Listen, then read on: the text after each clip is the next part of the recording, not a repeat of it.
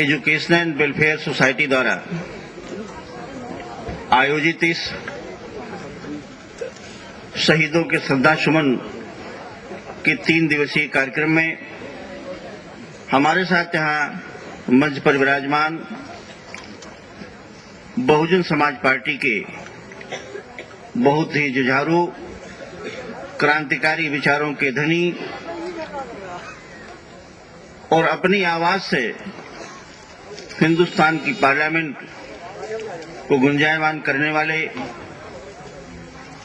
हमारे भाई परम सम्मानित सांसद ब्रजेश पाठक जी, जिनकी प्रेरणा से आज हम सब यहाँ एक साथ इकट्ठी आवाज नहीं होगा। हिंदुस्तान के सारे लोग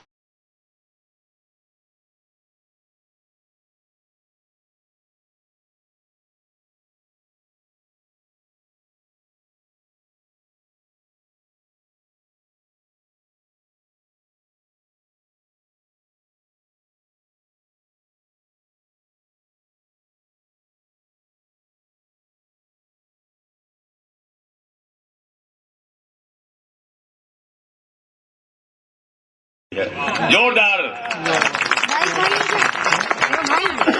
मैं आपको ले जाना चाहता हूं। अगर हम ऐतिहासिक बातें करेंगे तो टाइम भी जाया होगा। आपको जाड़ों में भी सबको घर में जाना है, हमको भी दूसरे कार्यक्रमों में जाना है। सब लोग जानते हैं कि देश भ्रष्टाचार के दलदल में कहां डूबा हुआ है। जाति धर्म संप्रदाय के आधार पर लगातार दंगे फसाद होते रहे। लोगों ने वोट लेने के लिए जो भी करने का काम किया, सत्ता हथियाने का काम किया, लेकिन देश के गरीबों के लिए आज तक कुछ करने का काम नहीं किया। आज देश की आजादी के 60 साल के बाद भी गरीब को हम घर नहीं दे सके, गरीब को 2 जून की रोटी नहीं दे पाए। आज भी गरीब गंगा के किनारे, सही नदी के किनारे जाओगे तो एक अंडरवियर में अंगोछे में लपेटा हुआ मिलेगा, उस पर कपड़ा नहीं है।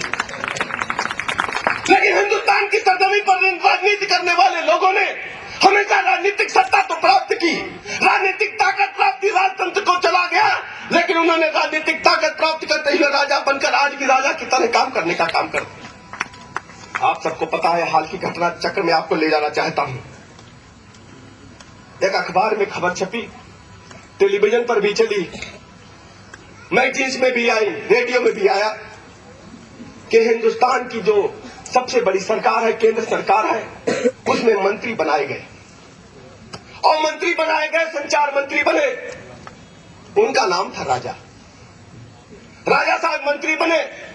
राजा साहब ने घोटाला किया 1,76,00,000 का। वो सीएजी की रिपोर्ट है, भारत सरकार की संस्था है सीएजी, हमारी आपकी संस्था नहीं, किसी विरोधी दल की संस्था नहीं है। सीएजी भारत सरकार की संस्था है। उसने प्रश्नवाचक चिन्ह लगाया, कहा कि संचार घोटाले में 1,76,000 करोड़ का घोटाला हुआ।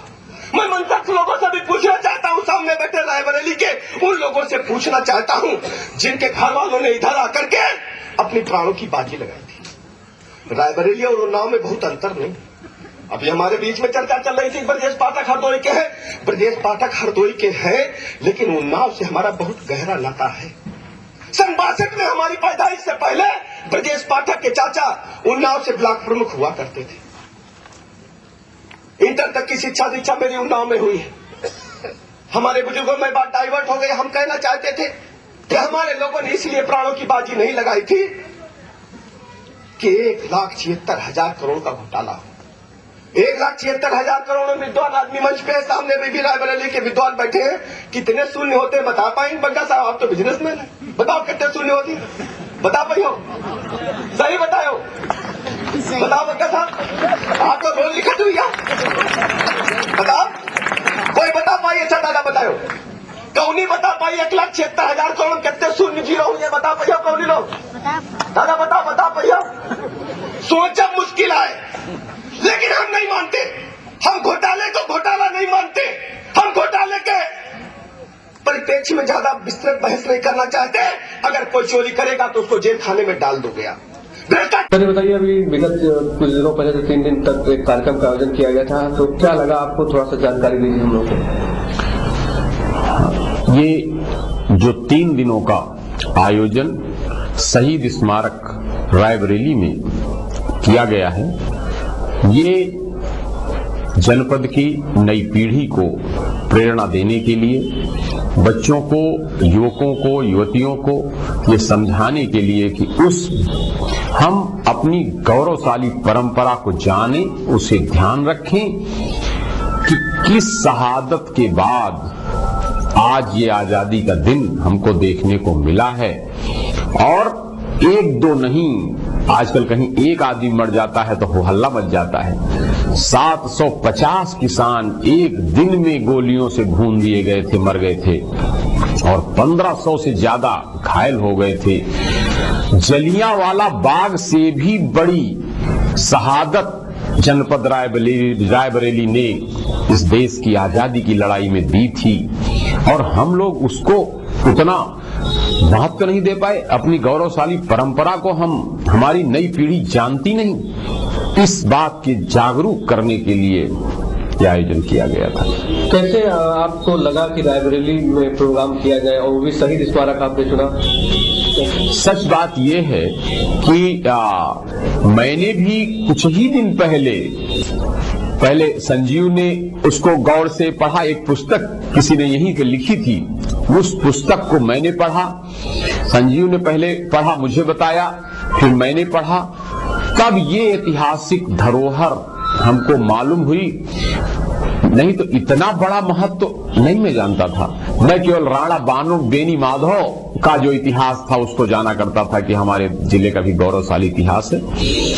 और आज जिन परिस्थितियों से, संक्रमण काल की स्थितियों से हमारा देश गुजर रहा है, उसमें सब जाति, धर्म, पार्टी, सबके भेद भूलकर हम लोगों को अपने समाज को मजबूत बनाने के लिए, हर गरीब के चेहरे पे खुशी लाने के लिए जितना हम कर सकें उतना कम है। जरूरी नहीं कि जो राजनीति में है वो अपने ढंग से कर रहे हैं। सब आदमी अपने अपने ढंग से प्रयास करें, और हम अपनी इस गौरवशाली परंपरा को बच्चों को बताकर उनमें गरिमा का, गौरव का भाव जागृत करें। ये मेरी सोच थी। उसी प्रयास में ये आयोजन किया गया है।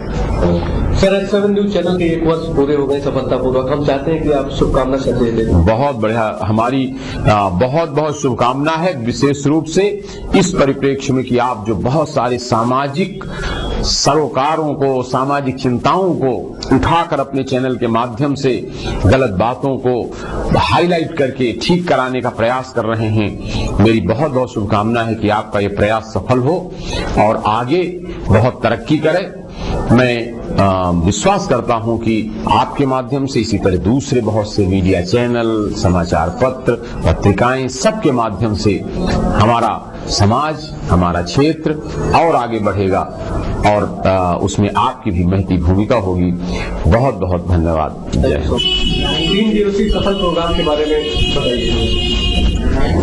ये 3 दिवसीय एक शहीद स्मारक पे जो मेला आयोजित किया गया था, ये एक बहुत ही पवित्र भावना के साथ यहाँ के जनपद वासियों की भावनाओं को समझते हुए, उनके अंतर्मन की भावनाओं को समझते हुए एक आयोजन किया गया था। और ये जो सफल आयोजन जनता की भागीदारी से हुआ है, वो स्वयं ये दर्शाता है कि यहाँ के लोगों में उस स्थान को लेके, उस पवित्र स्थल को लेके कितनी उनके अंदर श्रद्धा है, कितना उन शहीदों के प्रति सम्मान है। और इसी सम्मान की एक ललक जो थी वो उनको वहां से प्रतिदिन खींच के लाती थी। और इस मेले के आयोजन में जो भी जिस स्तर से भी जो मिल सकता था इस क्षेत्र के विकास के लिए, उन लोगों को बुलाने का प्रयास किया गया है। और अभी भी हम बहुत से लोगों को नहीं जोड़ सके हैं। आगे जो अगले वर्ष से जो मेले होंगे उसमें पूरा प्रयास किया जाएगा कि हम सभी लोगों को और से अधिक तरह से जोड़ दें और इस मेले के को और अधिक मजबूती प्रदान करें और अधिक भागीदारी लोगों की हो, और इस क्षेत्र को एक ऐसे शहीद स्थल के रूप में एक इसका विकास कराएं ताकि वो एक हमारे राष्ट्रीय मानचित्र में, राष्ट्रीय जो हमारे स्मारकों के मानचित्र में आए और राज्य के प्रमुख मेलों में इसकी गिनती हो। और इसके लिए सभी जो भी सहयोग जिससे भी मिल सकता है उन लोगों को आगे भी लाने का और जोड़ने का निरंतर प्रयास जारी रहेगा। जो हमारे मुख्य अतिथिगण अतिथिगण आए थे, उसमें से श्री सुभाष पांडे जी जो माननीय संस्कृति मंत्री हैं उत्तर प्रदेश सरकार के, उन्होंने इस मेले के आयोजन के लिए 2 लाख रुपए प्रतिवर्ष संस्कृत विभाग से दिए जाने की अपनी घोषणा की है। और इसी प्रकार जो विनिमयन समिति के अध्यक्ष डॉक्टर O.P. त्रिपाठी जी ने भी अपने निधि से 2 लाख रुपए यहाँ पे अस्पताल खुलवाने के संबंध में भवन निर्माण के लिए अपनी घोषणा की है। यह कुछ ऐसे प्रयास थे जो कि शुभारंभ में ही हमारे जो मुख्य अतिथि थे स्वामी प्रसाद मौर्य जी ने RDA से भी अपेक्षा की थी कि वो इसके बारे में एक विस्तृत प्रस्ताव तैयार करके भेजे और निश्चित रूप से वो शासन में उसको पास कराएंगे और आगे के लिए इस मेले को सुदृढ़ बनाने के संदर्भ में सभी हमारे जो मुख्य अतिथि थे उन्होंने इसका घोषणा की है। आज जिला जज महोदय ने भी उस स्थान को पहली बार उसका जो निरीक्षण करते हुए अत्यंत भावुकता से इन शहीदों को नमन करते हुए अपनी श्रद्धांजलि अर्पित की है। जो भी हमारे कार्यक्रम में जो लोग आए थे, जो भी हमारे जनपदवासी लोग उसमें जुड़े हैं और जो नहीं भी जुड़ पाए किसी कारण से, मैं उन सभी को धन्यवाद देता हूं और ये सबसे आशा करता हूं कि इस शहीद स्मारक में होने वाले आयोजनों से अपने आप को आगे हम लोग और अधिक भावनात्मक रूप से जोड़ते हुए इस क्षेत्र को, इस स्थल को विकास के लिए हर संभव कोशिश करेंगे। इस पाठक जो माननीय सांसद हैं हमारे पड़ोसी जिले के, उन्होंने भी इस क्षेत्र के में एक ऐसे प्रस्ताव के लिए घोषणा की है। उस प्रस्ताव को उन्होंने अपेक्षा की है कि जो कि इस स्थल के विकास के लिए एक बड़े प्रस्ताव को पास कराने के लिए उन्होंने अपना पूरा सांसद निधि से उसको ठीक कराए जाने के लिए, उसके सुंदरीकरण के लिए या उसके अपेक्षा जो भी होगी उस प्रस्ताव को पास कराने के लिए अपनी निधि से धन देने की घोषणा की है। अखिल भारतीय उद्योग व्यापार प्रतिनिधि मंडल के द्वारा आज युवा सम्मेलन का आयोजन स्थानीय एक होटल में किया गया। इसमें मुख्य रूप से प्रदेश महामंत्री मनोज कुमार पांडे भी मौजूद थे। उन्होंने सभी को संबोधित करते हुए कहा कि व्यापारी हित में जो काम करेगा वही देश में राज करेगा। अखिल भारतीय उद्योग व्यापार मंडल का एक नगर व्यापारी सम्मेलन स्थानीय एक होटल में संपन्न हुआ, जिसमें मुख्य अतिथि के रूप में पूर्व राज्य मंत्री एवं राष्ट्रीय महामंत्री अखिल भारतीय उद्योग व्यापार मंडल डॉक्टर मनोज कुमार पांडे उपस्थित रहे। सम्मेलन का संचालन नगर अध्यक्ष उजैर अहमद खां वासी ने किया। सम्मेलन में प्रदेश महामंत्री डॉक्टर मनोज कुमार पांडे ने अपने विचार व्यक्त करते हुए कहा कि अखिल भारतीय उद्योग व्यापार मंडल ही वास्तव में एकमात्र व्यापारियों का संगठन है जो व्यापारियों के हित में सदैव कार्यरत रहता है और व्यापारियों की सेवा में तथा सामाजिक कार्यों में अपना सदैव योगदान करता रहा है। यह भी कहा कि हमारे संगठन के ऊपर कभी भी दलाली एवं व्यापारियों के पैसे का बंदरबाट करने का आरोप नहीं लगा। प्रदेश महामंत्री डॉक्टर मनोज कुमार पांडे ने अरुण कुमार गुप्ता के अच्छे कार्यों को देखते हुए उन्हें प्रदेश